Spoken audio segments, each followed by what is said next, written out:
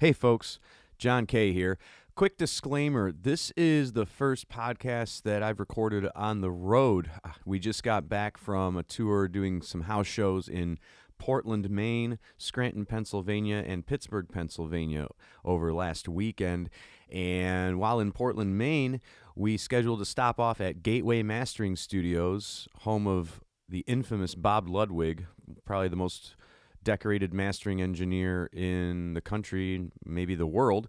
And I was able to sit down and interview his protege and renowned mastering engineer himself, Adam Ayan. Fabulous conversation. Just want to let you know, though, that since we did it on the road, I recorded it just straight with my iPhone. Real simple. Normally I do it in the studio at home, but please bear in mind that it was done on an iPhone, so the quality of the recording isn't as good as it normally is, but it's not too bad either. And I got to tell you, I think the content trumps the recording quality, if I may say so myself. So, anywho, long story short, I did it on an iPhone. Bear with it. I think you'll really enjoy this conversation and get insight into how some of the top-level audio engineers and really major players in the music industry at large. This guy's mastered so many different things you're about to hear about in a minute. I think you're really going to dig this. Get after it. That's my advice, is get after it. Don't wait till tomorrow to get after it. Don't wait to a week from today or whatever. Get after it and grind and do it.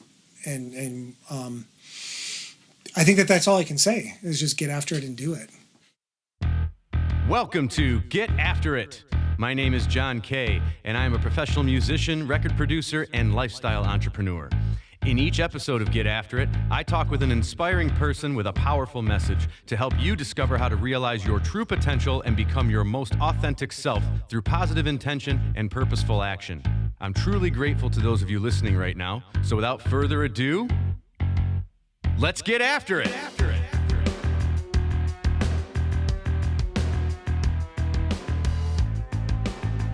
My guest today is Adam Ayan, a renowned audio mastering engineer who is the winner of numerous Grammys, 33 to date, I believe, and tech awards for his work, and has dozens of #1 singles and albums to his credit. The protege of legendary mastering engineer Bob Ludwig, Ayan has mastered thousands of recordings for some of the most popular artists of our time, included but not limited to Barbra Streisand, the Bee Gees, Bob Marley, Bryan Setzer, Brian Wilson, Bruce Springsteen, Carrie Underwood, Counting Crows, Def Leppard, Dream Theater, Disturbed, Doobie Brothers, Faith Hill, Foo Fighters, Gloria Estefan, Hunter Hayes, Incubus, John Legend, Katy Perry, Keith Urban, Kelly Clarkson, Kenny Rogers, Lana Del Rey, LeAnn Rimes, Linkin Park, Luke Bryan, Louis Fonsi, Madonna, Martina McBride, Megadeth, Neil Sedaka, Nine Inch Nails, Nirvana, Paul McCartney, Pearl Jam, Fish, Queen, Rascal Flatts, Reba McEntire, Rolling Stones, Rufus Wainwright, Rush, Sara Evans, Sarah McLachlan, Smashing Pumpkins, Sugarland, Tim McGraw, Trace Adkins, Vince Gill, Winona, and Zac Brown Band, and many, many, many more. Ayan is recognized as a thought leader in the mastering community, giving speeches, performing TED Talks, and sitting on panel daises regarding current happenings and trends in the mastering field, as well as the music industry at large. He is also an adjunct faculty member at the University of Southern Maine's School of Music since the year 2000, creating the curriculum for and teaching classes in digital audio and music production. I've had the pleasure of working with Adam when I produced a record back in 2013, and his results blew me away. He was able to address issues in my mixes at the mastering level, which I didn't realize were even possible, all while being available and eager to provide positive and constructive feedback, which helped me grow leaps and bounds as a producer and mixing engineer. I cannot tell you how excited I am to have the opportunity to have Adam tell his stories and share his wisdom with you, and how grateful I am for him carving out time from his very busy schedule to do so. So, without further ado, let's get after it. Ladies and gentlemen, Adam Ayan. Hey there. How's life been treating you, buddy? Life's been great. Awesome. Thank you for having me here, by the way. This is a pleasure. having us here. This is another thing. We're actually at Gateway Mastering Studios in Adam's studio where he has mastered all of his work. You and I first connected, as I said, when I reached out to you to have you master the Born of the Motor album for Coffin Cats in 2013. Right. let's start off by asking you this. How often do you do mastering work for independent artists? And does punk rock find its way into your hands often? Well, first, independent artists often, pretty much on a regular basis, and I love working with independent artists. Punk rock, not as much as I'd like, because I enjoy it. Okay. But I don't get quite as much of it as I would like to. Right on. But my philosophy is that I'm privileged to work with many artists, from independent artists to superstar and legendary artists. But for me, it's just working on great music. If I get to work on great recordings, whether they're a household name or somebody, some gem that isn't a household name yet, then my day is great. Right on. Yeah. Right on. How do you decide what makes you decide whether or not you want to work with a particular artist? It's a really good question. Most of the time, it's really easy. They reach out to me or to our staff here at Gateway, and they want to work with me. And as long as it can work in the schedule and the music is great, then I'm game. And for the most part, if there's any filter, it's just about the music being great, and even in that way, like everybody that reaches out is usually great. So Awesome. Yeah, because I mean, for those who would want a high-end mastering job done, they're not going to be looking at the $500 gigs and things like for full-length albums and whatnot. Which that's another thing. Are you finding that you're mastering? Well, you do a lot of different work, but the singles market is exploding because of Spotify, and it really started with iTunes when they started with the 99-cent downloads and whatnot. But singles and playlists on streaming sites versus full-length albums and the lead time for that. The music industry is in a bit of flux there. Are you seeing larger artists just dropping singles in the near future? Like, are we going back to that? Because there's a who was it that just dropped like a 48-song album or something like that? I think it was Chris Brown or something. Did that? But yeah, so I'm wondering what's your opinion on where the formats are going these days? Right, it's such a good question. I find that it's kind of all over the place, and if anything has changed, it's that I'm working on more singles and EPs than ever. Okay. And fewer full-length albums. Okay. So 10, 12 years ago, my week would consist of normally a full-length album every day, maybe a few singles mixed in between, revisions of previous projects like that. These days, it's a handful of full-length albums and a whole bunch of singles and a whole bunch of EPs. Okay.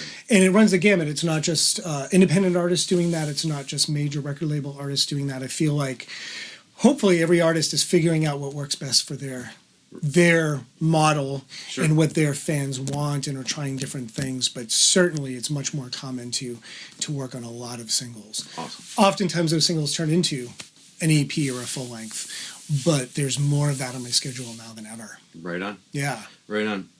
All right, well, let's go back. Take us back. Tell us about growing up. What does your mom and dad do? Where'd you grow up? What were the socioeconomic conditions like, where you were coming up? What was school like for you? And then lead that up to when you discovered that you wanted to pursue audio engineering and in particular mastering. Sure. So, wow, right back to the beginning. Yeah. Well, I was born and raised in Malden, Massachusetts, just outside of Boston. Okay. And my mom, for the most part, until a little later, in my life at least, stayed home with my sister and I. But today, and actually since probably I was in high school, I guess, she manages a billing department for Partners Healthcare in Boston, which is part of Mass General Hospital. My dad is a master electrician and in general a tradesman and an amazing carpenter and general contractor as well. And so growing up, I grew up in a neighborhood in Malden really close to most of my family, most of my extended family. I grew up spending a lot of time with cousins and, of course, neighborhood friends.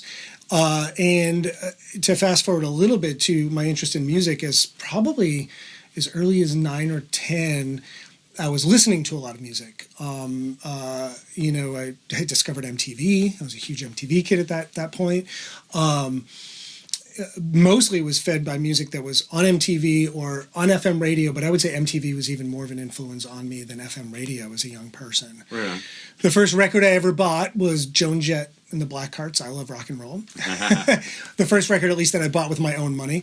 And I say record, I bought it on cassette. Cassettes were huge at that point. And, having a Walkman was big, so... We're staying with fans last night, and he's got a room where he's got like 1,000 vinyl records and, all this different stuff, and he's got all these cassettes of hip-hop tapes that he's buying recently, because cassettes are kind of a niche, like a little kind of hipster thing coming back. Right, a little comeback, right? Yeah. Pretty cool. Yeah, my childhood was pretty much listening to cassettes on a Walkman or a boombox. Yeah, it was, and with bass boost on it. With bass boost on, exactly. And you had mentioned going to school. For me, it was like neighborhood schools. I'd walk to school every day, and it was always with the headphones on, always with the Walkman, always with the cassettes, occasionally making mixed cassettes, but mostly commercially released cassettes. And I was able to kind of jump into my own musical world that way, which was really great. And that was sort of the start of me. I like to say that I started out as a fan of music, became a musician, and then eventually got into the audio end of it. But going back to being a fan of music, I think it really informed my professional life in a lot of ways as well. Give me a for instance. Well, for instance, I think that even starting out in my career, I decided as a teenager I started playing music. And at some point, as I was getting closer to finishing up high school, I was trying to figure out what I was going to do. And naively thought, well, my band is either going to get signed, and that's what I'm going to do, and I'm going to tour the world and make records. That was what I wanted. Or if that doesn't work out by the end of senior year, I've got to do something else. Right. Which is funny to think about now. And that something else at first was I thought I'd become a professional musician, so I wanted to go to school for music. Mm-hmm. But in the interim, my band had cut a demo at a studio in New Hampshire, and I just found I didn't know anything about what was going on in the studio. I didn't know if I had the technical aptitude at the time, or it was at least not something that I was into or hip to yet. But I remember being in the studio and just loving that time spent in the studio. And it felt like the time went by really fast. It was like you're in this weird time vacuum. Go in and make a record. And the engineer that we worked with seemed to be having a great time doing what he was doing. And that's good to have when you have an engineer who is happy about being in the room with you. Yeah, absolutely. He was really into it, and he was really into working with us. And I don't think it was just us. I don't think that we were anything special, but you could tell that he had got a lot of joy out of what he was doing. And I think that, if you're going to spend your life working, which we all do in one way or another, if you can do it doing something you love, then it doesn't feel like work, right? So that made an impression on me. And as I was trying to figure out what I was going to do post-high school, I found this great music performance and recording program at the University of Massachusetts at Lowell. So it ended up being the only school that I applied to. I applied for early acceptance, mainly because it was the only thing I wanted to do. And I thought, well, instead of, maybe I was being lazy, instead of filing a dozen applications to school in the fall of my senior year of high school, I filed one early acceptance application to this program at the University of Massachusetts, and luckily enough, I was accepted. And so I started that program as a freshman. You don't get into the recording part of that program until partway through your sophomore year. And once I did, it was like everything turned around for me in terms of what I wanted to do. I realized I don't want to be a professional musician anymore. I realized I had the technical and creative aptitude to be an audio engineer and be a recording engineer. And my full focus shifted to that. I mean, I still played my instrument because I got a degree in music performance. What instrument did you play? Bass guitar. Sweet. Yeah, bass guitar. And I mean, as a kid, I was a rock kid growing up, and I played in all these rock bands, whether it was in my own parents' garage, which they allowed us to play in, or garages or basements of other, band members. And I played at one point in maybe like 3 or 4 bands at once, and just, constantly tried to learn and get better and just enjoyed playing. And then when I had to, go for this performance degree, I had to start learning classical and jazz, things that jazz I'm certainly into, classical wasn't so much into, but had to open or broaden my scope in terms of my playing, which was really awesome. But once I got into the recording part of the program at UMass, I was like, no, this is definitely what I want to do. And so to get back to your initial question as to how being a fan of music still informs me. I think it still informs me to this day in terms of what I do, but certainly at the very beginning of my career when I was trying to figure out, well, what am I going to do? Do I want to be a recording engineer? Do I want to be a mix engineer? Do I want to get into something that's not even music related, do post-production for film or video, which was on my radar at one point? I discovered mastering. And I discovered it kind of serendipitously by being the president of our Audio Engineering Society conventions student, AES student chapter, at UMass. And that was my senior year. And my job as the president was to ask industry professionals to come in once a month and give a talk for our AES chapter, right? So I wanted to have a really great lineup and brought in a lot of different varied and successful professionals. And one of them was Bob Ludwig, who owns Gateway, where we're sitting right now. That's what was going to be my next question, is the circumstances that resulted in him taking you under his wing. Yeah, well, so it started out initially by me reaching out to him and having him come and speak at UMass. I just thought, number one, he had moved here to Portland, so he wasn't that far away. It's only a 2-hour drive. Number two, I had known he had spoke at industry events and at university, so I just reached out to him, and he was gracious enough to come down and talk. And in doing so, now these are the early days of the internet, I'd get on the Alta Vista or the web crawler and start trying to figure out, well, what is this mastering thing? Because even though I was in a recording program, we didn't have a class in mastering. Most recording programs don't, though more do today than certainly than did when I was at UMass in the 90s. Yeah. And so as I did some research as to, well, what is this mastering thing? What is it all about? I see, Bob's name on a ton of records. There are a handful of other mastering engineers that do a ton of commercial records that I was listening to. And I thought, well, it's got to be a great gig, but what is it exactly? And as I started to research it, a number of things spoke to me in terms of it being what I thought I would want to do. And one of those things I really strongly think probably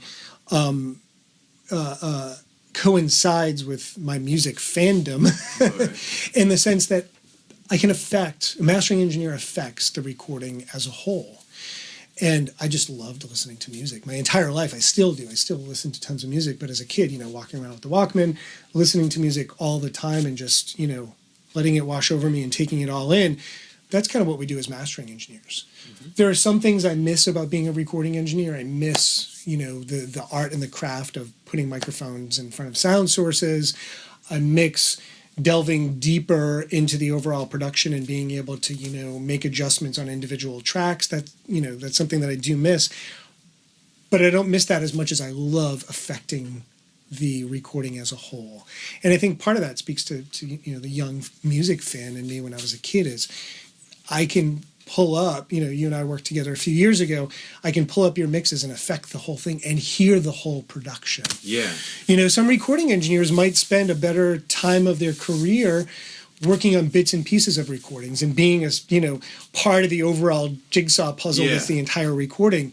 And there's obviously they can delve much deeper creatively in the entire production than I can as a mastering engineer, but I would feel like there was some incompletion to that if that's what I did for my entire career. If hey, you came to my studio and I cut drums and bass and guitar with you and then you went off and cut overdubs somewhere else, I never got a whole idea of what the entire production was going to be, the entire arrangement was going to be. And you got to wait to hear it. And you got to wait to hear it, and hell, it might not even make it onto the record. Yeah, Who knows, you may never right? hear it. Exactly. I might never hear it. Well, as a mastering engineer, I get to hear and affect the entire thing. And it's going to end up out there. Yes. I mean, there are certainly things that I've worked on that end up shelved, and there are things that don't. But, vast majority of what I'm working on I know is going to end up out there, and I'm hearing it as a whole, which I think, as I said, back to your initial question, I think is the greater example of how being a huge fan of recorded music as a young person really informed my professional decisions, and I think in some ways it informed my creative decisions. How should fans be hearing this music, and how do I, as a mastering engineer, help complete the artist's vision and get it to their fans' ears? Right. Working on the thing as a whole. Right. And because you're a fan of the music, it's not just adhering to technical, things all the time. Right. You're coming from a passionate perspective of how is this affecting someone emotionally? How is it going Exactly. how is it going to envelop them? Like you said, wash over them and whatnot. Where a lot of music attacks you, you want the music to help complete their mood or their moment right, absolutely. Exactly. And to do whatever the artist is trying to intend emotionally with it, right? Yes. And you hit on a good point that I realized when I was in college that I had the technical aptitude to do all the technical things, but that's never been what gets me up in the morning. And for some engineers, maybe that is the case. And I'm not saying that that's wrong. That's great. But for me, making music is what gets me up in the morning, being a part of the creative aspect of it. So that speaks to the music fan in me and speaks to the musician in me, that all the technical things I feel fortunate that I have a really great grasp on, and they come second nature to me. But that's not what dictates what I do. That's the means to an end. Right. The end is making really great recorded music, and I feel like I've never lost sight of that, and I don't think I ever will, because that's where my internal drive is. So, is it safe to assume then that? And again, like I said, I'm not a gear snob either. I'm not a technical guy. I'm a ends justify the means type. Sure. Where whatever. It's not the gear, it's the ear, and whatever piece of gear I have at hand closest to me is usually good enough to work on what I need to be working on. So, long story short, is it safe to assume that whatever gear you have in here is not because, I covet that piece of gear, it's because I know, based on my technical knowledge, the emotional impact that piece of gear is going to impart on this particular recording or this particular piece of audio, and that's what you're going for first. You don't geek out on gear, but you geek out on the results that gear can. Absolutely. Awesome. Yeah, I would totally agree with that statement. And to further that, I feel like gear is important, but as you said, it's not the gear, it's the ear. But I think that the personality and the technical expertise and the creative expertise of whoever is using that gear is such a big part as to how they decide what gear to use, right? Right. Like so Picasso's palette. Renoir is not going to use Picasso's palette. That type. Yes, absolutely. Right. Exactly. So the gear is important. So the window, I would say, in the time that I've been a professional, the window in terms of really good professional gear has gotten smaller, where it used to be a lot wider. Yeah. And I mean, if you go back decades, even before I started, it was like, well, nobody really cut a record, or at least a record that sounded good, unless they had huge financial backing. Right. And they had to be really good at their craft. Now you can buy a Pro Tools system, set up, with some good microphones and mic pre's in your basement, living room, bedroom, whatever, and get much closer. Albeit what you might be missing is if you don't have the aptitude to do it well, and the experience that professionals have and people that are, have been spending years and years at their craft have. And that, I think, is, so the window's gotten smaller in terms of overall gear, but I think it's the individual's expertise, their experience, and their artistry that helps them choose, well, these are the pieces of gear that I need to use to the means to the end being the great sounding recording. And that becomes part and parcel to how each individual does their thing. Agreed. Yeah. So, and to that point, you're talking about it as it's people hear the word engineer and they think, nerd that can't relate to people and sits in their room and does their thing and all that.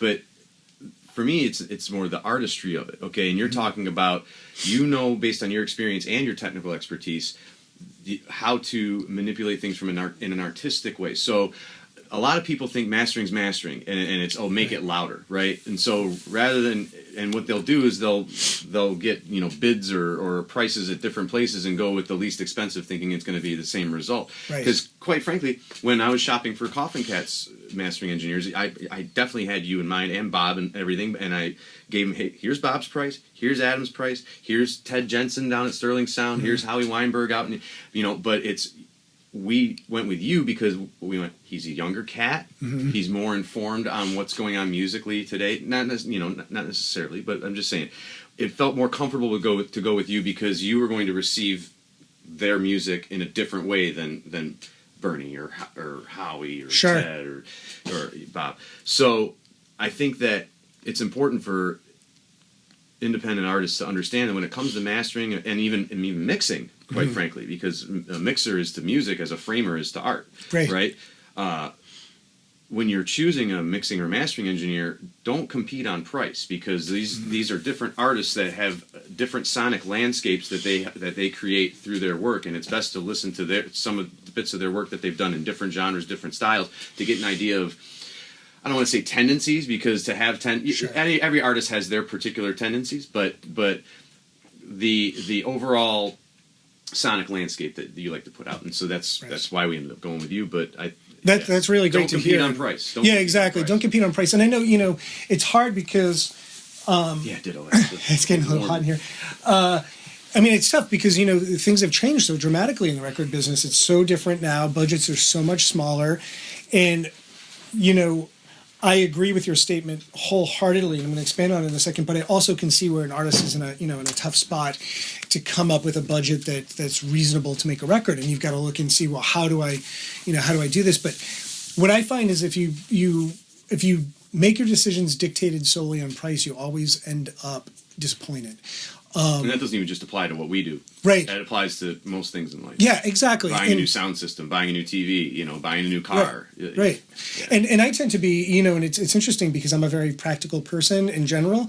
And in things with life, I'm always like, whether it's a car or TV or something for my kids or whatever, I'm always looking for value. And I think it's value that's the important thing. Mm-hmm. And sometimes the perception of that value. And their perception of that value. And sometimes that value comes with a higher price tag, but not always. Right. Sometimes you can have something that's a higher price tag that doesn't have the proper value or the perception of value to the individual that's important. Right. And you can find something of a lesser price tag that is basically the right thing. And I think that goes with creative people that you choose to work with when making a record. Right. And I think that what it really should come down to is, yes, artistically, creatively, things that each engineer does that speak to you as an artist, but take it one step further and beyond just looking at the discographies of myself and Bernie and Bob and Howie and everybody else. That will help inform you, but then reach out to them. I think that that's important too, because if you can jive with them creatively and in terms of personality, like it or not, personality speaks for a lot. And yeah. One thing that I hope that I do, and I hope you experience this with me, is that I love what I do. I absolutely love it. And I hope it comes through to every person I speak with, and every artist that I talk to, every engineer that I talk to, whether they're a prospective client, they are a client, or we're just buds and we're, chatting, right? I love what I do, and I love being part of an overall production team. So one thing that I find, and I don't mean this to be disparaging of anybody else, but I like to communicate with clients, and I think that it's highly important that we communicate for a number of different reasons. It's going to yield a better result all around. And occasionally I hear from clients that they find communication is difficult with other engineers. And I'm like, to me, that sounds like an absurd thing because, you're spending money, in a lot of cases, a lot of money. You're working with me, you're spending a lot of money. And my job is to help you get over the finish line, so to speak, artistically, and we should be having conversations and we should be communicating. And I'm always open to those communications, and I welcome them and I want them. But occasionally I hear that it's not easy communicating with other people. Whether it's because you mentioned you think engineer, you think nerd in a room who can't communicate with people and like that. I don't necessarily think that's the case on with the spectrum. Right. I don't really necessarily think that's the case with my colleagues in this industry, but I think that some people are less extroverted than others, and that's fine.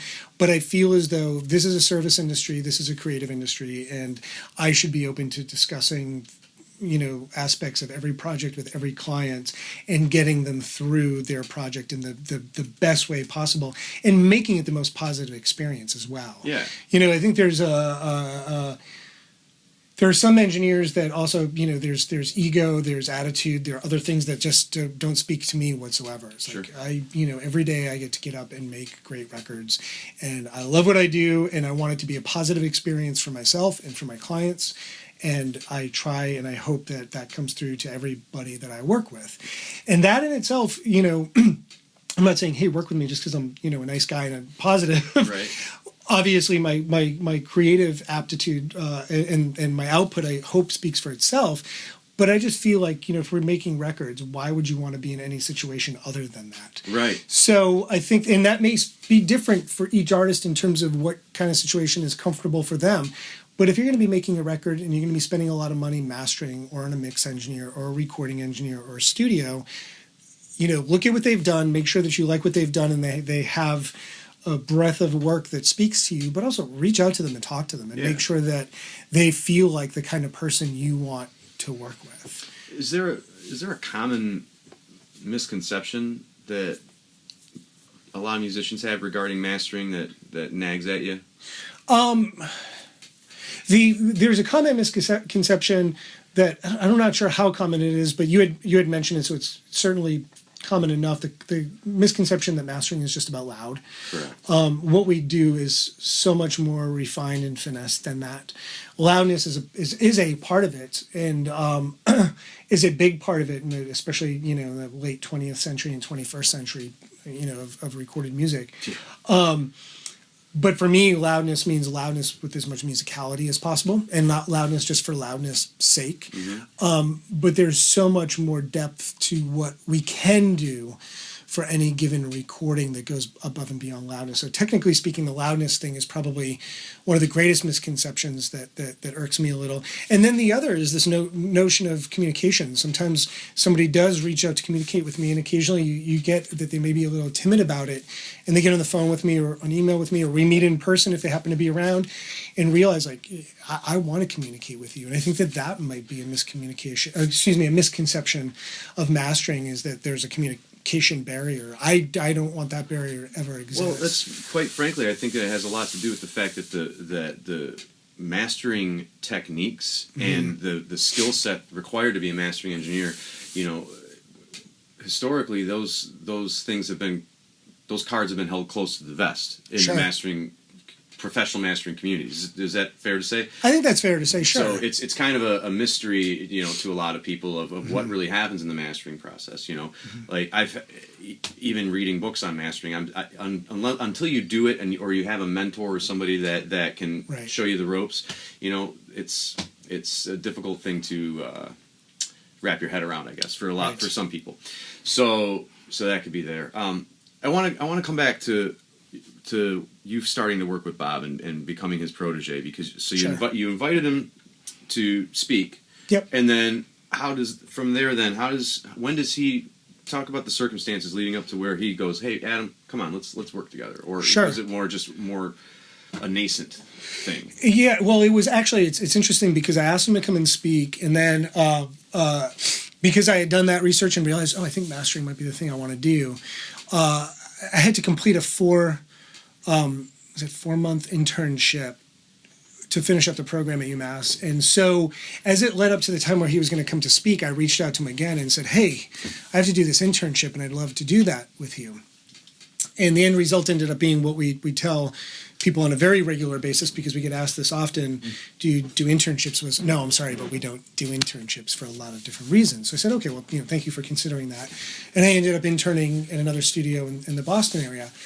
And about a little more than a year after that, so it was summer of 98, I had heard, actually through the director of the program at UMass, through a guy named Will Moylan, who ran the program at UMass, I had heard from him because I had reached out to him and said, "Hey, I'm considering, I want to work at a world-class mastering facility, and, I would consider a move if that was necessary." And I'd been working one in Boston, and that was going great, and that may have continued as well. But I just, I'd reached out to him and just said, "Hey, let me know if anything comes across your desk." And it ended up being serendipitous in terms of the timing, and that he replied to me and said, "Oh, well, I just recently heard from Bob that he was looking for a production engineer up at Gateway." So I, got my resume up here. I faxed it. I emailed it. Yeah. I snail mailed it. Carrier pigeon. Right. And basically did all the things beyond, right up to the line of not being obnoxious, just to make sure he had got it, and he had. And eventually it was somewhat of a long process in the sense that I sent it out and I didn't hear anything for several weeks or a month or so. And then I was called by Bob and asked to come in and interview, and I came and interviewed with him and his wife Gail, who's our studio manager. And the interview, I thought, went exceptionally well, and he'd remembered the fact that I had invited him to come and speak at UMass, but at that point that was about almost a year and a half removed. So it wasn't, I'd asked him to come and speak, and then the professional relationship started there. Right. and then another month or so went by, and he happened to call me one day and said, "You're the, of all the people we interviewed, you're the person we want to hire." Awesome. So I ended up coming up here as a production engineer, which that job is, I always discuss the fact that mastering is a two-part process. There's the creative part of the process, which is what I've been doing for many years here in my mastering room and what Bob does. And then there's the prepping final masters for distribution part of the process. And that's what our production engineers do. And that was what I was hired to do at the onset. So I came up here, and my job initially was to cut production masters on Bob's projects. So he mastered something a month ago. Client record label has called and approved it. They've ordered X amount of production masters. At that time, it was for CD only, really, to be created to then go to the various territories the record was going to be released in. And my job on a daily basis was to prep, output those masters, do the quality control, hand them off to our front office to ship them off to the record label. And that's what I did. But going back to my interview, one question and it's a very obviously typical question that gets asked in an interview was, where do you see yourself in 5 years? And I said, well, I want to be a mastering engineer, so I'd be a mastering engineer here at Gateway. And to further that notion, I'd love to have the opportunity to be Bob's assistant. And so that was filed back in their minds. Yeah. And I'd been here for a year or so, and things were changing here a little bit in the sense that our DVD department had been started and was rolling, and Brian Lee, who headed that DVD department, had assisted Bob for a bit. Bob wanted to have an assistant in the room, and they remembered the fact that I had brought that up in the interview. So, and oddly enough, nobody else really wanted that position at the time. Okay. So I was the engineer with the least amount of seniority here, production engineer with the least amount of seniority, but maybe the most go-gettedness, and also wanted that position. Mm-hmm. So I was given this opportunity to assist Bob. And it basically started out with, I would just come in and hang out in the room with him for a couple of hours, see what he was doing, then go off and do production work. Then it became, I'd come in early enough in the morning, I'd set up for him, hang out with him for an hour or so, then go off and do production work. And it became, I'd come in the morning and I'd set up and I'd cut a track or two before he came in, and he'd come in and say, oh yeah, that's exactly how I would do it, or no, this is how I would do it differently. And that became a way for me to learn the craft further. Yeah. To the point at which he came in enough saying, oh, that's exactly how I would do it. And we both started to realize I had the aptitude to be a mastering engineer, right. And decided, okay, well, he gave me carte blanche to start developing my own clientele. At the time, I just would work out of his room when he wasn't in the room. So I'd work in the early mornings, at night. I mean, essentially the go-gettedness part of it is something I can't express enough, and I'm not tooting my own horn, but just the notion of, if you want anything enough, you've got to do the extra work. Mm-hmm. So even though I was still doing a ton of production work, I'd come in early to set up for him. Once it got to the point of us both realizing I had the aptitude, I'd get into the room whenever I could as I developed clientele to work in the room, mm-hmm. which ended up leading us to converting this room that we're sitting in right now mm-hmm. as my own mastering room in August of 2001. Okay. So I started here in August of 1998 as a production engineer. Mm-hmm. Not sure if I'd ever get the opportunity to be an assistant, to then being Bob's assistant, mm-hmm. to then, by about 2000, I was starting to master my own projects. So in a very short period of time, to then August of 2001, we opened up this mastering room for me to work in. And there was a period of time where I was still his assistant. I'd still assist him and do my own records, still assist him, do my own records, do some production work, to a point where within a few years, I was mastering every single day and have been since. Awesome. So it all happened, I guess, now that I hadn't actually, within 3 years, I had my own room to master here. Yeah. So from August of 98 to August of 2001, we opened up my mastering room. And within a couple of years of that, I was certainly mastering full time, and that was all I was doing. So I guess essentially I'd never thought of it this way, but my 5-year plan or my 5-year goal ended up working out, where within 5 years, that's all I was doing here. I want to be a mastering engineer. I want to be a mastering engineer. Yep. And I think that, I fell into some really fortunate circumstances. Not only, number one, the circumstance of getting that job initially as a production engineer, but number two, getting that opportunity to be Bob's assistant. Maybe the timing was just right. He wanted an assistant in the room. I wanted to be that person, and very quickly, I think we developed a really good rapport. Mm-hmm. And I guess that's kind of how it happened. That's fantastic.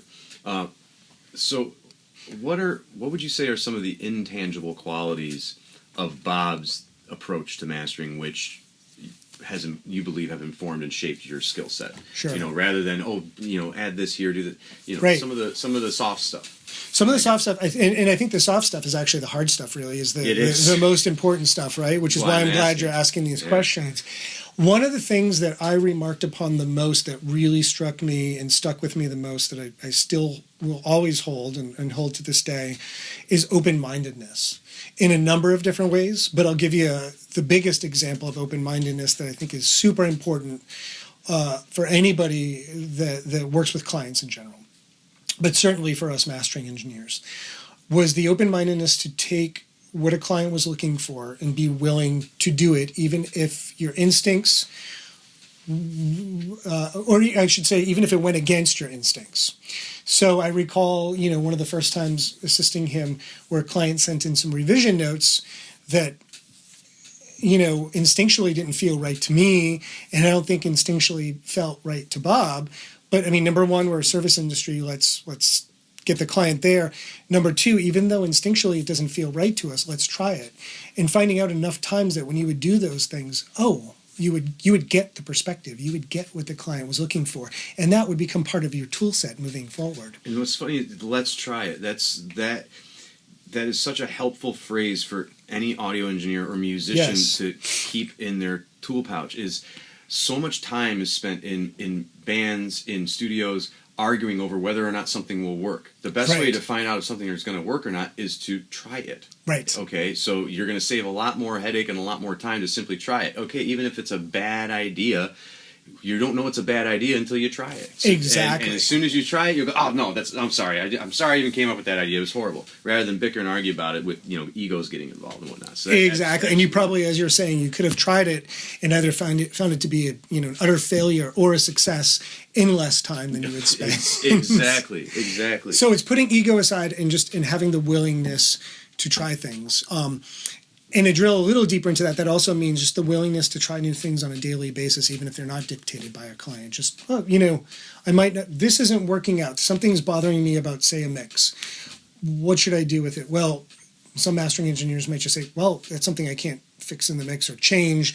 That's the way they did it. Leave it alone. Mm-hmm. Whereas we drill a little deeper. Well, with the tools that I have, can I make that better? Right. Can I spend the time, the energy, the effort, and have the open-mindedness to make that better. And so that is, I think, one of the biggest intangibles that I learned as his assistant, 17, 18 years ago, maybe 19 years ago now, where I was like, this is really interesting. And it spoke to, I think, his personality and my personality as well, to not have a large ego and to be able to step back and say, well, maybe there is something to that. Mm-hmm. As opposed to, we've all seen it in this business where somebody's just like, it's just, immediately ego shut down. No, that's not going to work. That's not going to work. Yeah. Or no, that's not what I wanted to do, so it's not going to work. That's not how I do things here, or whatever. Right. Yeah. Right. And that's, when I hear clients talk about things like that or experiences like that they've had, what is that all about? I don't get that. Right. And that's something that, I think, again, I learned from Bob, but is also part of my own personality. I think this is why him and I had such a good rapport, was personalities were similar, our mindsets are similar, but me, being a pup at the time, was like trying to, navigate these waters, was learning these amazing things from him that you wouldn't expect from a professional of his stature. Right. That really, in my opinion, are the things that make him the professional of his stature. Well, you talk about loving what you do, right? I've never met Bob, and the two times I've come to visit here, he's been in session, door closed, which means, don't interrupt.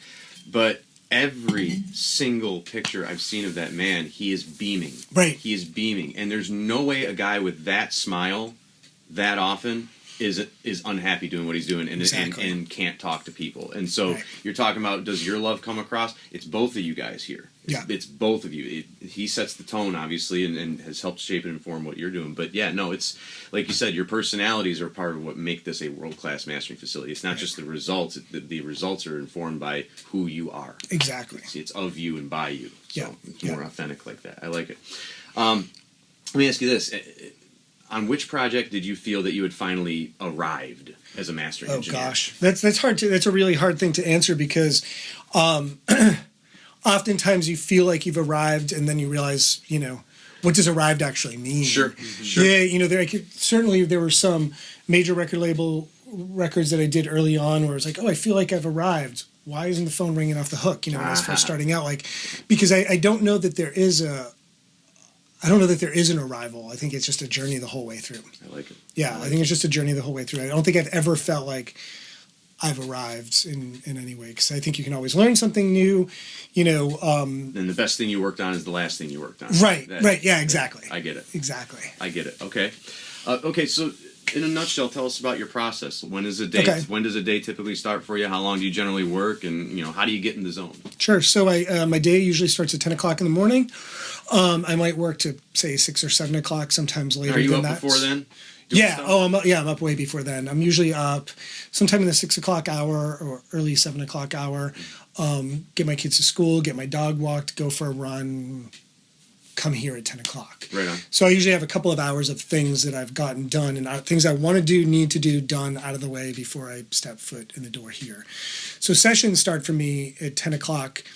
Often files are already uploaded for whatever projects of the day, they're on our server ready to go.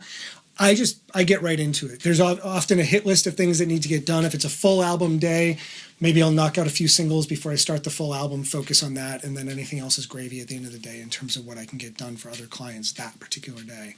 Some days I come in and it's all singles, revisions, EPs, and then it's a hit list of, okay, well, who's screaming the most? Who needs it? Right? So what's the deadline? And of course, being in mastering, we are at the tail end of every deadline, Yes. So we're the last part of the creative process, and when we start the distribution process, there's almost no wiggle room in terms of deadline. That we certainly can impart no wiggle room. It's all about what our clients will tell us. I mean, sometimes you work on a record that you work on and doesn't come out for a year. Those are the fewer and further between. Most of them these days is like, the client called on Monday, the mastering session's on Friday, the record's out in 4 weeks or something. Sure.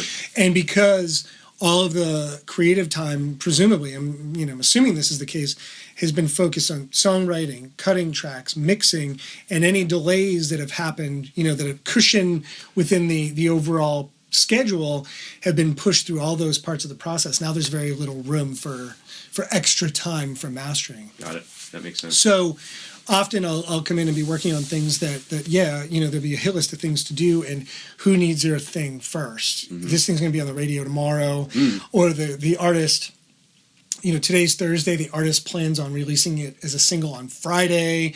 Okay, let's get those things done first, so we're ahead of the game with those, and then the things that, maybe they're not releases until the next week or whatever. Right. Or their deadline isn't until the next week. Those will be the things that come a little later in the day. So there's that. I generally just get right into the zone and just get started right away. So right on. Go to the front office, talk to Gail who handles my schedule. She'll tell me what the lineup is, what I need to start with. I just bring it right up here and get going. How long are you typically working in session? Or how long is your typical work day generally?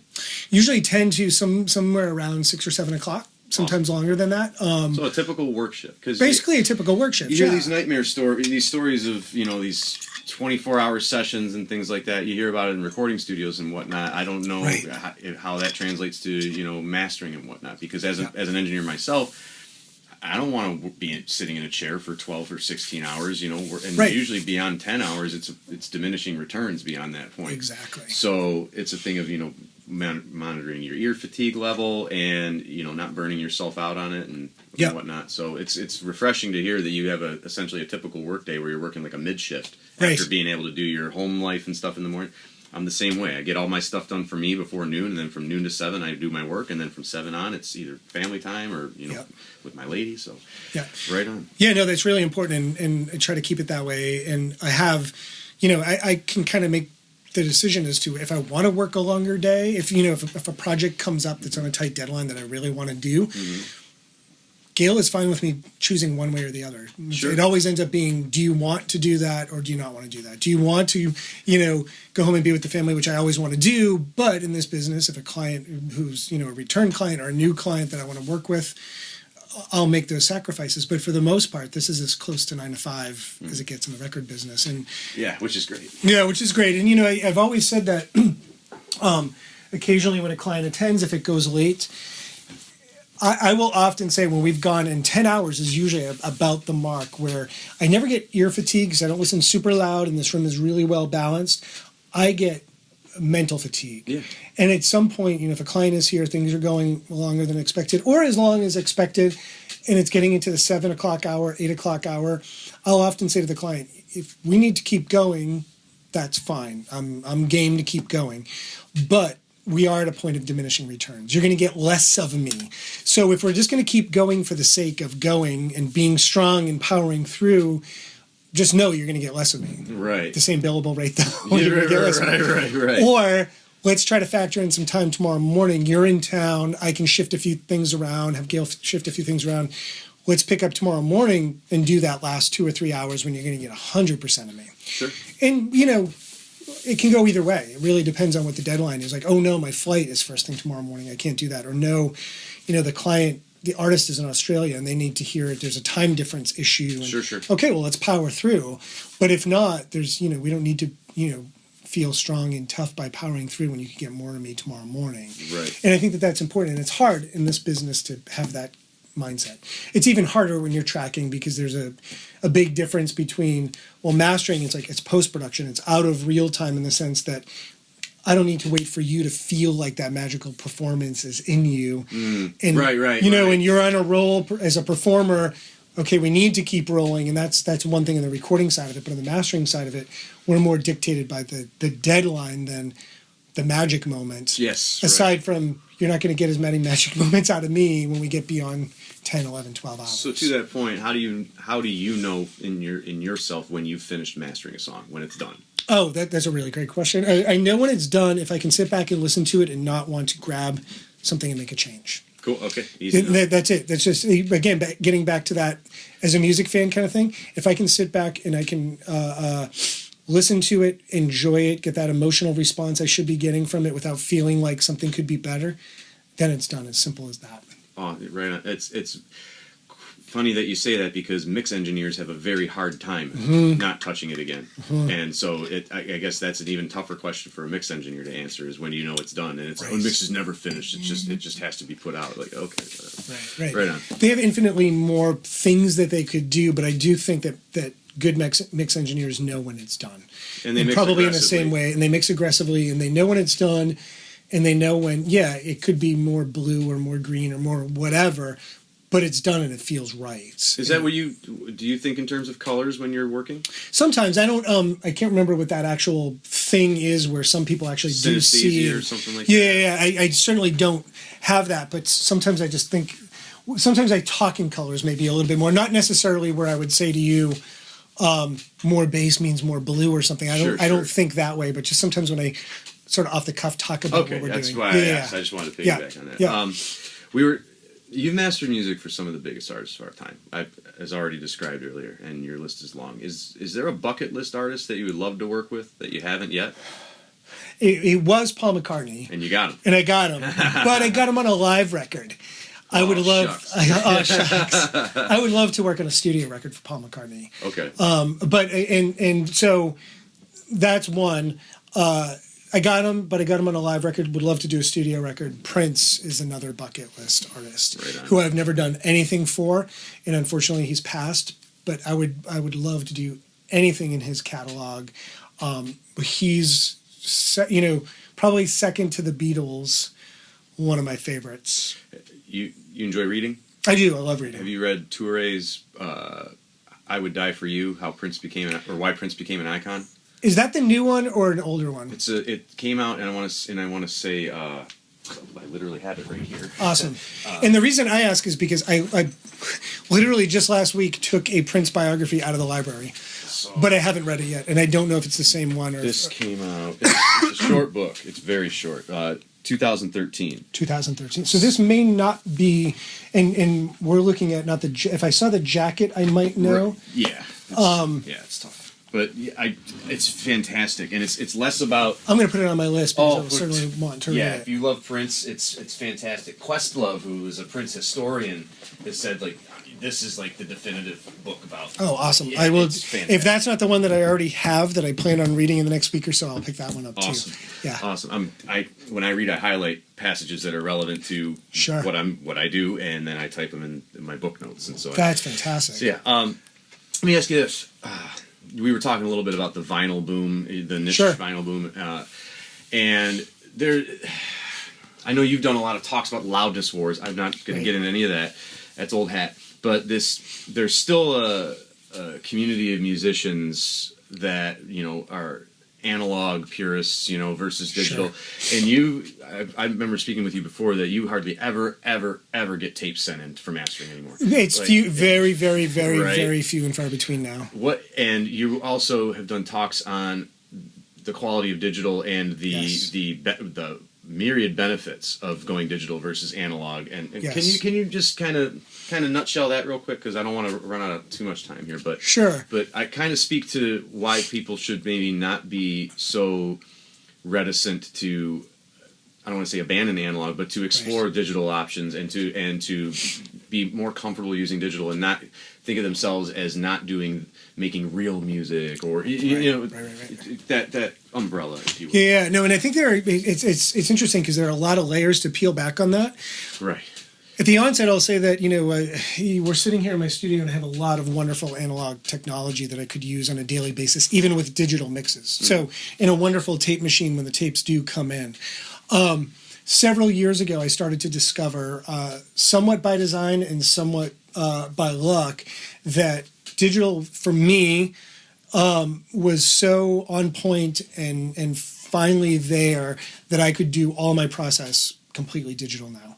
And up until that point, I had always done what I call a hybrid signal path. So you might even send me a digital mix. More often than not, you would. More often than not, you tracked it digitally. But I might go out a D to A converter, use some of my analog, go back through an A to D converter, digitize again, use some of my digital, and then that's the final output. I was doing that for years and years and years and getting what I considered the best results. 5 or 6 years ago, I tried to challenge myself to do things all digital and almost all in the box, like in the computer. And I realized not only was I getting better results, because I'd even pull up, let's compare this to doing it hybrid, and the results were better. I was getting better results. I was also taking the lid off of some things that I couldn't do when I was doing a hybrid signal path that let me drill down creatively even further. Okay. So overall better sonic results, opening up new doors creatively. And that's what I've been doing ever since. Right. How long ago was that you made? I'd say it was about 5 or 6 years ago. Okay. So there is absolutely, I will shout this to the rooftops. There is no argument of what's better, analog or digital. There hasn't been for many years. That's not to say there's anything wrong with analog. I think that, as we spoke about before, the engineer, the artist themselves chooses the tools they want to use, the means to the end, whatever those means are to get to making great sounding music.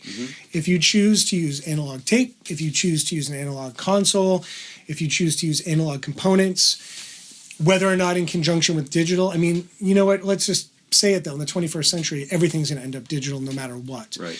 There are 2 little companies that make analog tape left in the entire ATR. world, ATR Services. Mike Spitz, right? Yeah, who unfortunately passed away several years ago. What? Yeah, like at least 3 or 4 years ago. He wasn't that old.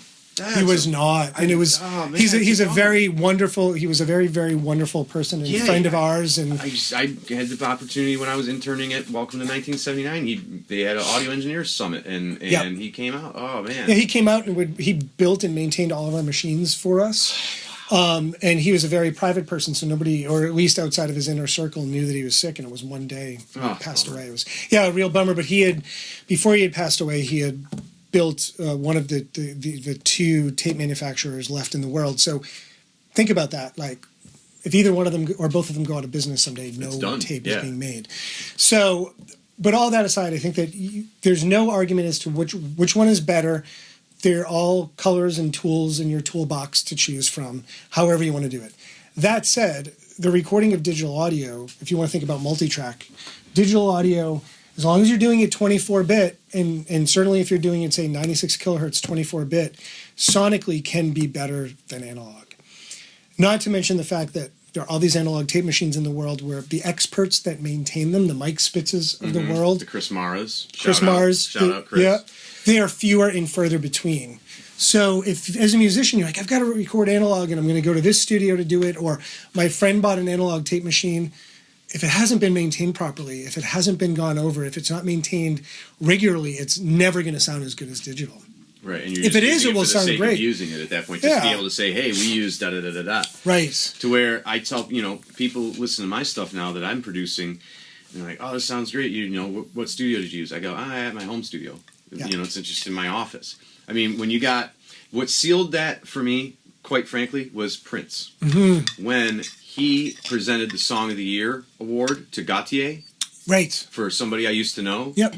And I find out that Kimbra recorded her vocal for that song in her bedroom in her apartment, right, in Australia, I think it was. When I found out that a vocal recorded in a bedroom, which obviously it's not acoustically treated and it's got parallel walls and all the things that are supposed to be anathema to making a professional recording, if that can win Grammy for Song of the Year, then none of this matters anymore. You can break the rules. The rules are changing. The rules, exactly. The rules are changing, and this staid STAID audience, this staid version of approaching music and specifically the recording and capturing of music and audio production, it's going bye-bye. Yeah. It's about getting it out now, having it be authentic, having it come from a place that is natural, that's real, that resonates. Just because it's analog, that doesn't make it more real. What's real is what comes out of us. Exactly. What we put out there. Exactly. That's what's real. Right. And the analog tape or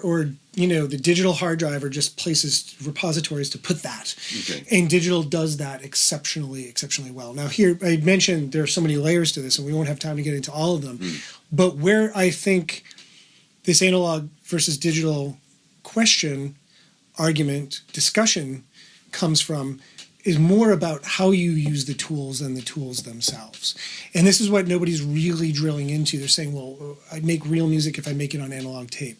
I'm a band. I can't go in and shift, if I cut it on analog tape, I can't go in and put the kick and the snare everywhere they need to be to a grid. Right, I can't grid it. I can't grid it and do all those things that take away humanity. Well, you know what? You don't have to do that in the digital domain either. Right. Just show restraint. Right. Just because you can do it doesn't mean you have to make music. Digital music does not necessarily have to be to a grid or edited all day long or auto-tuned all day long.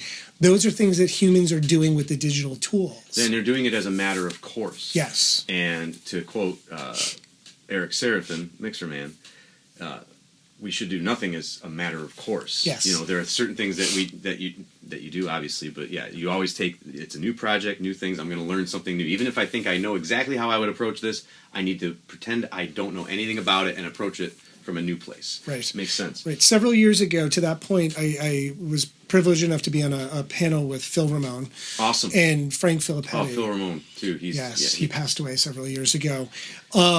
And we were talking to some students at the SAE Institute in New York City during the AES convention. And we were having this discussion. And Frank just said the most brilliant thing that I know Frank has said publicly a number of times, probably before and certainly since, was that if you're starting out as a new engineer and you're working on Pro Tools, the best thing you can do for yourself is put Pro Tools in destructive mode for a minimum of 6 months. Treat Pro Tools like a tape machine. Okay? So cut your tracks. You want to punch in, and know when you're punching in, the same thing is going to happen to the track you're punching in that it would have happened on an analog tape machine or a digital tape machine for that matter, is you're recording over that place that you're punching in. And you know what? You're going to gain so much perspective and so much experience. Yes. It forces you to decide. And it's less important what you decide than it is that you decide. That you decide, Absolutely. Yes. And so I think that speaks to the fact that I feel as though digital has gotten this bad name in terms of production, not based on it being digital, it's based on how people are using it. And or abusing it. And so I think that, you want to make a record as though you were making it on an analog tape machine, just have the wherewithal not to move your kick and snare around. Have the wherewithal not to auto-tune all the vocals. Have the wherewithal to record a band that's rehearsed. Right, practice your ass off beforehand. And like the way we used to make records. And I think that there is an argument, and a rightful so argument, that paradigm has changed for the negative. Yeah. On a grander scale, yeah, but not everybody, but yes, right. Yeah. Things are cyclical though. We're returning to grassroots and people performing on actual instruments. All right, I definitely want to move it along because I want to be able to ask you all these questions. Okay. As I mentioned previously, you're considered a thought leader in the mastering community, and you teach at the University of Southern Maine School of Music. Many recording studios and audio facilities across the country are adding educational programs to their list of offerings. Case in point, like Blackbird in Nashville, right? Yeah, probably and I know you've done Martina McBride, recordings and stuff, and her husband John owns the place and whatnot. Jack White's got a room down at Blackbird. What reasons do you see as the cause for this current trend of offering audio engineering education when, and specifically in world-class studios where not everybody's going to have the technology that the world-class and the wherewithal to purchase it or whatever in an environment or in a culture where you can do it with a laptop and a microphone, know. Why are so many studios starting to do this? Do you think it's to support lackluster income from recording and mixing? Your thoughts. Right. So I think that let me just get this out of the way first. My cynical thought would be exactly what you just said: is that it becomes a revenue stream, right? Sure. That's my cynical thought, but I don't think that is the only thing driving it. And in fact, maybe one of the smaller things driving it. I think that there really is a benevolent reason for this in most cases, and I would say that what John's doing at Blackbird, and yes, I've done a ton of records with John and Martina, and I've never spoken directly to John about their school, but him and I have had a lot of conversations about music in general, and we're kindred spirits, and I would feel you'd be a kindred spirit with him as well. But in reading what they're doing, say specifically at Blackbird, and I guess I'll sort of vaguely paraphrase what I've read John has said, is that he has felt, and he runs his studio like the old school way of making records and the old school record business model of they have studios, they rent them out to freelance engineers, they have a staff of assistant engineers, and they do it all really, really, really well there. And they're making great sounding records there. And I think that his impetus, he has said publicly, and your listeners can go and look up John McBride and Blackbird Studios and the Blackbird Academy, and you'll see his words in greater depth than I can impart them now. But I think that what he was seeing was he wasn't feeling as though the assistants that were coming to him were well prepared to work in the studio. And I think he even took it one step further, and I don't want to say I disagree with him because I think there are some excellent recording programs out there, but he felt like a lot of recording programs were not preparing students to come in and work in a place like his. To your point, well, what's viable in 2017? There can be a strong argument made for the fact that many young engineers are not going to work at a place like Blackbird. That said, I think that the way that they work at Blackbird really works and has been broken for, broken otherwise in our business for a lot of different results, reasons. They keep growing. Yes. So that's obviously working. But I do think that on the benevolent side and the education side, the academia side, I think that there is a benefit to having students experience what the world is like in a place like that. There's some real tangible benefits. One thing that I think must be incredibly difficult for anybody teaching in an audio program now is getting students to understand something as basic. And this is not me disrespecting young people or new students. It's just the paradigm is different, is gain structure. Yeah. When I was in gain staging, when I was a young student, we had a console, and it was very easy to look at it and it be a tangible thing and say, well, the mic pre is up here at the top of the channel strip. Then there's an EQ, and there's a compressor, and there's an insert, and there's a send, and then there's a monitor path, and there's a fader, and there's all of this pre or post fader, and so on and so forth. It made teaching one of those fundamentals of audio, gain structure, much more simple for anybody to teach it, and probably much more simple for a student to understand it than now, where it's like you have. We're going to be a little late. Sorry, go ahead. That's okay. You have an audio interface, and you plug a mic pre into it, and then what happens? So I think that there are some tangible things about teaching audio and music production that maybe could be best taught, or at least be an addendum to what students are learning in their recording programs. So I think that there's, again, I always like to be positive. That's I think that. Not to mention, if they have folks that are working there that have decades of expertise that these young people can learn from, is all extremely Yeah, you're helpful. surrounded by mentors at that point. Exactly, and that's something that's missing to a certain degree in the record business in the 21st century. Not that we could wax for hours, but the apprenticeship system of learning is kind of gone the way of the dodo in a way, unless you're really in skilled trades, like like you said, carpentry, electrician, heating, cooling, all that stuff. The Blackbird Academy, actually, Kevin Becca. Yes, I know of Kevin. I don't know him personally, but I certainly know of him. He was one of the directors of education at the Conservatory of Recording Arts and Sciences, where I went, and he and Mike Jones. And after I graduated, Kevin left and teamed up with Blackbird to launch that, and I was just like, wow, okay, so it's like, I'm going to set up competition over here. That's pretty cool. All right. I got a couple. We're good. A couple more questions before I ask you the questions I ask everybody. You've been training and running in marathons for the past few years. Yeah. Right? Where did the inspiration to do long distance running come from? And is your health a high priority to you? Yeah, so I was never an athlete as a kid. I was certainly active, but I wasn't athletic. And in my early 20s, I started running mainly for just fitness and health reasons. And at some point, I started to get the bug. I think running for some people, they either love it or they hate it. And if you love it, you really love it. And at some point, I got the bug to run a lot and to start adding distance. And when I started adding distance, one of these things that I found about running that is really good for me, above and beyond the health benefits, was, some people like to meditate, to center themselves. Some people like to do yoga or whatever they like to do. For me, running ends up being this thing that clears my mind, that feels good in so many different ways. You get the physical attributes of it, but the mental attributes as well.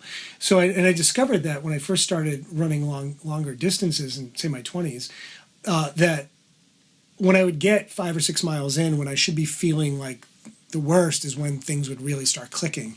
Maybe not necessarily clicking in that was when I was running my fastest, but clicking in that my body just felt good. Yeah. And my mind was clear. And all of those things that I think there are so many mental benefits to exercise. There are. That we know there are, right? Yeah, scientifically. Yeah, absolutely. We know there are. So that definitely was something that I discovered, and I just discovered I loved it. And I'm very fortunate that I've had very few, actually hardly any injuries. Some people get injured very easily, knock on wood. And I'll say, going back to my early 20s, even before I started running, I worked out a lot because it felt good and the mental aspects of it. I swore to myself then that, and this isn't, I don't want this to come off as vanity, but I swore to myself then that I wouldn't end up, becoming very unphysically fit and unhealthy based on the sedentary lifestyle of working in the studio. Thank you, because you see so many audio engineers, and again, no disrespect and no conceit here, but it's just the reality of it. There are a lot of guys that are, and gals, I guess, that are overweight. And again, because of the sedentary lifestyle. It's very easy. It's very easy for that to happen. And in fact, I feel like I slipped into that, In my 20s, I worked out a lot. I started running. I ran my first marathon when I was 29. It helped me keep my weight in check and my physical fitness in check. Into my 30s, really coming on strong in terms of my professional career and having young kids, I slipped. I gained like 20 or 25 pounds. I was still working out, but I wasn't working out enough, and I just wasn't focused enough on that. And so in the past, as you mentioned, the past several years, I've been doing a heck of a lot more of it. It was a conscious decision where I was like, well, I let this slip a little bit. Now I need to catch myself. Mm-hmm. And so about 4 or 5 years ago, I thought, I'm going to get back into the real distance running and doing it really regularly and making it a lifestyle thing. And I did. And in the past couple of years, I dropped that 20 or 25 pounds that I had gained. And I feel that much better for it physically, that much better for it mentally. And I feel like it's just something that, I let myself get away from it in the way that I promised myself I wouldn't do. And I hope that, I don't find myself in that position again. I think I've made it such a lifestyle thing now that I won't. But there are just so many health benefits, the mental benefits, cognitive benefits, emotional moods, all that stuff. Yeah, all those things. Your body wants to exert itself. Your body wants to put forth effort, and it's very easy, especially with the not even just sedentary lifestyle, but we can be entertained by pulling our device out of our pocket, and we have access to all the greatest film, literature, art, music, cuisine, whatever we want. We can have the best and the greatest almost instantly, so it's like, why put forth the effort? What's the point anyway? No, there's tangible benefit to doing all that. That's Yeah, fantastic. absolutely. And I just happen to find the sport that I like. Yeah, right. That works well for me. So, Last question before the stock questions. What is the most important thing that being a mastering engineer has taught you? oh gosh, that's really great. I think just balance in general. I think, and there are a number of different ways you can look at that, but I think that the job itself is about balance. The balance being, well, in actual literal frequency balance, right? Right. Does this recording, is it out of balance and that there's too much bass response and not enough mid-range, or vice versa, that sort of thing. The balance of being able to say, hey, these are things that, I don't ever want to say mastering can be a compromise, but there are times when you feel like, well, something's wrong in the mix that I can make better, but if I focus wholeheartedly on that, then it's going to compromise something else in the recording, right? Then you're chasing your tail. Right. Then you're chasing your tail. Again, to get back to the bass response thing, well, if I add, if there's not enough bass and I add more, that takes away from the vocal, and where do you find the right balance for that? Sure. And then making confidently making those decisions properly. And then on the more macro level, the balance of how, say, an album, each song works together, and finding the balance of, well, doing this thing for this song is best for it, but it might take it out of the overall picture too much. Sure. So you've got to, so I think balance in general is and to even get back to the life-work balance, what we were talking about with exercise and schedule, I think that a lot of that just speaks to what mastering is. Right on. Yeah. I tell people I look at life like the sideshow guy that spins the plates on the long dowels. So Right. you got a money plate, a career plate, a family plate, social plate, personal time plate, health and fitness plate, all that stuff. And it's like you saw your fitness plate wobbling after having the kids, and all of a sudden, I got to get back over there and spin it. And Exactly. the whole game of life is to achieve that balance to where you got all your plates spinning, so you can step back and go, look at my plates. Right. You know what I mean? Right. And that's the ideal life, is where you can just relax because everything is spinning. You know what I mean? Yeah. And so, but yeah, I like that a lot. All right. How often do you talk to yourself? And do you do so out loud or in the mirror? I never do so in front of the mirror. I talk to myself all day, every day. Okay. Occasionally out loud, depending on what I'm talking about. Often, if I'm frustrated or angry, the out loud part comes out more often. But I talk to myself internally constantly. Okay. Yeah. What do you tell yourself when you screw up, and do you punish yourself? I do punish myself sometimes, but as I've gotten older, I think I tell myself, file that away for how to be better next time. Okay. Right. Yeah. Which I think is balance. So you use it as a learning situation. Yes. Right I on. try to always use it as a learning situation. And what do you tell yourself when you do well, and do you reward yourself? I do try to reward myself, but I try not to overthink those things. Okay. I try not to let those things cloud what I'm doing in general. Okay. Yeah. So I try not to reward myself too much, actually. What's the last reward you gave yourself? For a job well done, or for something that you achieved that you were proud of? That's a good question.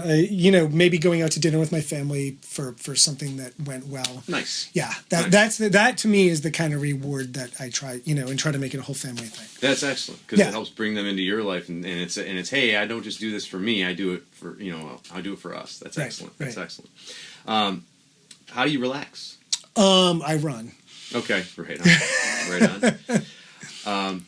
Who would you say is the most influential person in your life? Oh gosh, that's a big one. Yeah, because you get some pretty heavy hitters. Yeah, no, I would say my parents, my mom and my dad, and I'd add my sister into that as well. Okay. So I'm saying more than one, but the three of them, yes. Okay, well, let's take that more than one and explore that then. So from dad, and from mom, and from sister, I'd like you, out of all the lessons that each of them taught you, or that you've learned from them, directly or indirectly, all the lessons, if they were all written on a piece of paper, and you had a bag that had your sister's lessons, a bag that had your dad's, a bag that had your mom's, and you could only take one of each out of each bag, yes, which would be those lessons from dad, mom, and sis? Okay. From dad, I remember learning very, very early on that if you're going to do something, if anything's worth doing, it's worth doing it well. My father, too. Yeah, that's a huge one, and I think that's literally my dad's lesson. Is it? Okay. It's worth doing it right. Do it right the first time, so you or somebody else doesn't have to go back and do it again. Exactly. That's definitely. To that point, you do a lot of remasters. Yes, that's right. Fixing other people's not doing it right. Right on. No, that would be definitely stands out to me, hands down. From my dad, From my mom, I think that, and I don't know that this wasn't something that was verbalized, but my mom's a go-getter. She works really hard. Whereas my dad will always do something, do it right and do it well. He's absolutely a very hard worker and a go-getter, but he doesn't, how am I trying to say this? He does the things he does well that he not that he wants to do. But my mom is just a go-getter in a different way. Yeah. You know what I mean? No. And I think that there's a work ethic I've gotten from both of them, but my mom chases things down more than my dad does, and that's not to my dad's detriment. That's just that's the lesson I've gotten from my mother. My folks are the exact same way as yeah. Like to that point, like my dad tries to get my mother to shut work off when work is done for the day. Right. And she has a hard time with that, and I probably got that from her as well. So he can, to his credit, he can do a great job, do it to the best of his ability and do it right and shut it down. Mm-hmm. My mom will think about it more often and chase those things down more outside of the workplace. My dad can be like, no, I just want to relax now. Yeah. So, but I think that in the music business, there's that go-getterness that I got from my mother is like super important, super, super important. Mm-hmm. I think that's what separates the really great from the not really great is just the desire to keep going at persistence. The persistence, yeah, exactly. Absolutely. And then for my sister, I don't know. I've learned a lot of things from my sister, and she's somebody that I go back to often when I need advice from somebody or I want to talk to somebody about things. And I think that probably just the concept of learning in general is something that I think I've learned from her. And you would ask, if you do something. Do you punish yourself if you do something not well? I probably have learned from her not to punish myself, but learn from it in that thing. Nice. Yeah. Awesome. What makes you laugh? I don't know. Can I say what makes me smile? Yeah. Animals make me smile. Okay. We have a dog and a cat at home, and I don't ever walk by them without smiling. Right on. I was out running this morning and was about 2/3 of the way through the run and wasn't feeling great, and this woman walked by with her dog and just looking at her dog, like it just instantly made me smile. So. Awesome. What makes you cry? Gosh, that's a tough one to answer. I think. I mean, one thing that makes me sad is when I see people not living up to their own potential. Thank you. That makes me really sad. Yes. I don't know if it technically makes me cry, but that makes me really sad when I see people not living up to their potential, especially if it's those who, I love one way or another, friends, family members, whatever. When I see somebody and I say that person has a lot of potential, but they're not getting anywhere near it, that makes me really sad. Ditto. Right on. Okay, well, to that point, tell me about a time when you truly suffered, and what did you learn from it? Oh, okay. Time when I truly suffered. One's not coming to my mind at the moment. I think probably because I've had a lot of fortunate experiences. I've got one. When I first started college, I had not had, less than, say, at least a B average all through grade school. School came relatively easy to me. Even if, say, in high school, I didn't love it, but it came very easy to me. I got into college and I was like, ooh, this isn't quite as easy. And got my first D's. And I think my parents thought that when I was in college and I was goofing off. And I was like, no, I fought tooth and nail for that D. And a couple of D's and in things that I really wanted to excel at. And so I think that I suffered in the sense that I had to figure out how to dig deeper academically. And that's what I did. I just dug deeper. And so, okay, I could have said, well, I got a D in this music class that I thought I should have done really well in. I'm not going to not be a music major anymore. Or I got a D in this math class that I wasn't totally surprised I got a D in, and this wasn't coming easy to me. But I just dug deeper. I took those classes over again, regraded them, was able to get a better grade and replace those grades, and just realized that, this isn't all that easy. And I think that helped me realize that a lot of things, if they're worth having or wanting, are not that easy, and you just need to dig deeper. That concept that keeps coming up often, I think a woman wrote a book about it, and you see it in the media a lot, but that concept of grit, I think that's where I learned grit. I mean, I think it was already instilled, all those things you asked about family and the things I've learned, I think those things were already there, but when the rubber meets the road and it's what you think should be coming easy to you is not. Right. I just learned I needed to be persistent and dig a little deeper. Yep. When you lose, you learn. When you learn, you win. So when you lose, Right. you win. Right. As long as you learn. Exactly. I like it. And that's a great idea, a great concept of not feeling like something's a failure when you fail, but you learn from it and right. make something positive of it. I love it. What would you say that? And I think I already know how you're going to answer this, but Okay. what would you say up till now has been the defining moment in your career as a mastering engineer? The defining moment in my career? I'd like to say, I think the simple answer would be when I won my first Grammy, because that felt like a defining moment personally. But I don't think it's the defining moment in my career. I think today is the defining moment in my career. So I knew Tomorrow you were is the defining moment in my career. I haven't had it yet. Right, it hasn't happened yet. I love it. Yeah, no, I think that's the case, because, and I think that's just true of most things, but it's certainly true of this business. It wasn't like, I won that first Grammy and the floodgates opened because of that. It was like the work kept coming because every day I kept grinding it out and working, and that continues to be the case. Awesome. What would you say is the defining moment in your personal life, if you have one? Having my kids. There you go. Yeah. Awesome. What is the biggest piece of advice that you received throughout your career, and how did you utilize it to go to the next level in your career? I think one of the biggest pieces was the one that we already hit on that I learned from Bob in terms of being open-minded. Okay. That's probably the number one. But since we've already talked about that, I think that one thing that I've never been good at, and I think one thing I've never been good at is what you would call networking. But in our business, it's not really, like, networking sounds not good, right? No, talking about building relationships and... Building relationships. Okay. And mostly, I think, probably feeling comfortable within myself to reach out to people, to build relationships, and not feeling self-conscious of that, and not feeling uncomfortable with that, and feeling it to be able to do that in the best organic way was something that I knew and probably learned about early on, but just wasn't comfortable personally with until I got on later in my career. And just realizing, like, I love what I do, you love what you do, we're buds, we can talk about that. And that's how we organically, quote unquote, network in this business. I had a really tough time with that as a young person. It was something that I never felt good with. And one way, and not that it wasn't because I wasn't trying to be genuine about it, but I think that, I've done that Myers-Briggs test before, and I actually came out an E, an extrovert, which was, to me, mind blower, like a game changer in my mind. I'm like, I'm not an extrovert, I'm an introvert. But if you looked at the line of, if an I is all the way here to the left and an E, the most extreme I and the most extreme E, and there's a midpoint, I was just a hair over the midpoint. Sure.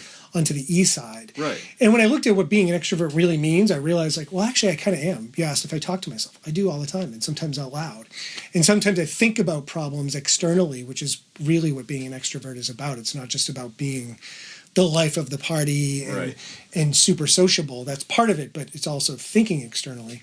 So I now realize why I'm on the E side, but I think that organic networking, being what I always felt was an introvert, made that really hard for me. Yeah. And then, of course, here in the past 10 years or so, the notion of social media was abhorrent to me at first. Not that the idea of it in general, but the idea of me doing it didn't feel comfortable. And that was something I had to get comfortable with. And I had to realize, like, the record business in the 21st century, most people aren't looking at liner notes. All those things that I would consider defining moments throughout my career, most people didn't even realize happened. Right. And like social media has become this place where, and I don't want to be like I'm always tooting my own horn, but a place to share those things with other people within our greater community of music and recording. Right. And it took me a long time to get comfortable with posting those things. Yeah, absolutely. And feeling comfortable sharing those things and finding a way that it felt good and comfortable to me. And those are things I knew I should have been doing all along, but took me a while to get comfortable with. Yeah. And I think really do help take things sort of the next level in terms of the networking aspect. Again, in air quotes. Yes, right. Yeah. Because you're not trying to be like a businessman. You're trying to just do what you do and connect with new clients. But you have to use the tools available to you. But you don't want to appear inauthentic. Mm-hmm. Yeah, I completely exactly. understand. And spending most of my career in Portland, Maine, was a hard thing to do, because how do I, like, if I was in New York City, and this was obviously a very purposeful choice that I wanted to be here. But early in my career, I was like, well, how do I cultivate new clientele? How do I become friends with these people and find more work? And undeniable work. Man. Yeah, I mean, that time New York City was still a happening place to be in the record business. If I was at a studio in New York City, I'd be, making friends, literally like walking down the street and making friends with these people. Right. How do you do that? Well, now social media has made that a lot easier. I've met these people over the years by giving talks at AES conventions, sure. by being involved with the Grammy Awards, not only just, winning them, but being involved with NARAS, the organization behind them, and doing all these things that are important that people don't really see on the surface that are happening, right? And I've made a lot of great connections and new friends that way. But this whole notion of networking in general is like, how do you do that? And I always knew it was important, but I think I've finally kind of managed a way that feels good to me in doing that and cultivating relationships. Awesome. Define success. I think success is just being happy with what you do every day. That's success to me. And all the other things that I've been fortunate to have happen in my career, to me, is like, those are all great, and I don't ever want them taken away from me, and they can't be, so it's easy to say that. But those things are all just thrown into the pot of helping me get more work doing things that I love doing and being happy in what I do every day. And that, to me, is success. Awesome. What's next for Gateway Mastering? That's a good question. I don't know. I'm not the owner, so all I can say from my perspective is that, our whole philosophy here is to make recorded music sound as best as it possibly can, and to service our clients in a way where they love what we do for them as part of the creative process of them making their records. And we're just going to continue doing that. Awesome. Yeah.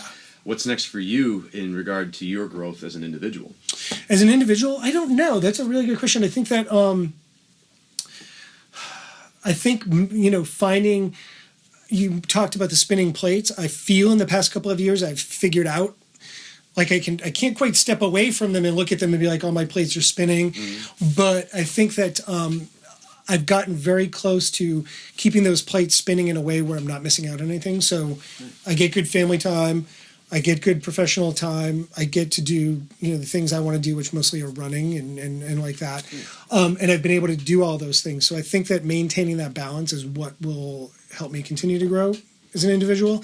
And learning to say no has actually been something that I've added to my toolbox. Yeah, me too. Lately, that's, it's so hard to do. People. That's the thing, is I hate not being able to give somebody something that they want from me. Yeah. And more often than not, it's my time. Right. Which is, we don't have time. We only manage ourselves within time, So I completely concur with having to say no. And it's got to the point where people who don't make a commitment to me don't get my time. Right. And you have to be able to delineate what commitment means to you and help them understand what commitment means to you and what it needs to mean to them in order for... Yeah, exactly. That's exactly what I feel and what I've battled. And on the flip side of that, there are opportunities, and I think being in the music business, you realize, like, you never want to pass up any opportunity. I think about what I told you that, early on, Bob wanted an assistant. I was the only one that wanted to do it. I was like, that is like the most golden opportunity of my life. Yeah. And still I look at it as that, and there were people that were willing to pass it up. So even the smaller, opportunities that come up are just things. I'm a very curious person. I like to learn new things. I like to get involved in things. People ask me to do things, and yes, I don't want to disappoint them, but oftentimes I'm like turning away asks that are like, oh, I really want to do that. How can I make that work? And I look at it and I'm like, well, what's going to suffer if I make that work? Some things are going to suffer. Like, I'm going to have to, maybe I won't be able to run as much as I want to, or maybe I'll be home a little bit less, or even if it's just for that particular weekend, I might not be around or whatever. I've had to learn to just pass up those opportunities or pick and choose them more carefully to keep the spinning plates spinning properly. I like it. And being happy with saying no. Yeah. Good man. Where can people find you, reach you? I know you have AdamAyan.com. AdamAyan.com is my website. I'm on Facebook, what is it, like facebook.com/AdamAyan. I'm on... You're on Twitter. Twitter as AdamAyan_master. On Instagram is AdamAyan_master. I think those are all the places. Right on. Yeah, so you're on 3 platforms and, yes. and doing them well. Thanks. You're Mr. Reticent to join social media. All right, before I ask you the final question, I just want to acknowledge you for a moment. Okay. first and foremost for your undeniable workmanship and the quality of what you do in your craft. You're obviously at the top of the game, and you learned from the top of the game, so good on you. Keep it up. Your humility and your passion for educating others in this craft, your congeniality, okay? And Thank you. I've said this word a bunch, and I use it a lot, but your authenticity. Sure. You know, coming from a place of you want to be authentic from yourself, but also for the artist as well, and it's evident in everything that you do and in the way that you carry yourself. Not just in person, not just on record, but also on social media and whatnot. So, sure. With all that said, last question. What advice do you have for those listening who have a passion and want to get after it? Okay, get after it. That's my advice, is get after it. Don't wait till tomorrow to get after it. Don't wait till a week from today or whatever. Get after it and grind and do it. And I think that's all I can say, is just get after it and do it. Yeah. Awesome. Adam, I can't thank you enough for taking the time to do my this. pleasure. Thank you for being here. Yeah, we're going to be here on a yearly basis, and so, I will make a point of always stopping in to say what's up at the very least. But, man, just congratulations on your success, and I feel happy for you that you were fortunate enough to have those golden opportunities that put you in the driver's seat of your life at such a young age. Yeah. So good on you. Thank you very much, John. Thank you. Appreciate it. I hope you enjoyed my conversation with Adam Ayan. And if you did, please share this episode across your social media platforms, because word of mouth is huge. I'd also love to hear about what resonates with you, so send an email to getafterit@therealjohnk.com and tell me what you liked or didn't like. Feedback's the breakfast of champions, folks. Thanks to all of you who have subscribed to the podcast on iTunes, and feel free to rate the podcast and comment on it. In addition to subscribing to the podcast, join my official mailing list, and you'll stay up to date on all of my new releases and happenings and tour dates, ladies and gentlemen. Just send an email for that to list@therealjohnk.com. The next episode of Get After It will feature none other than Sijo James DeMille, founder of the Wing Chun Do system of martial arts. Until then, you get after it.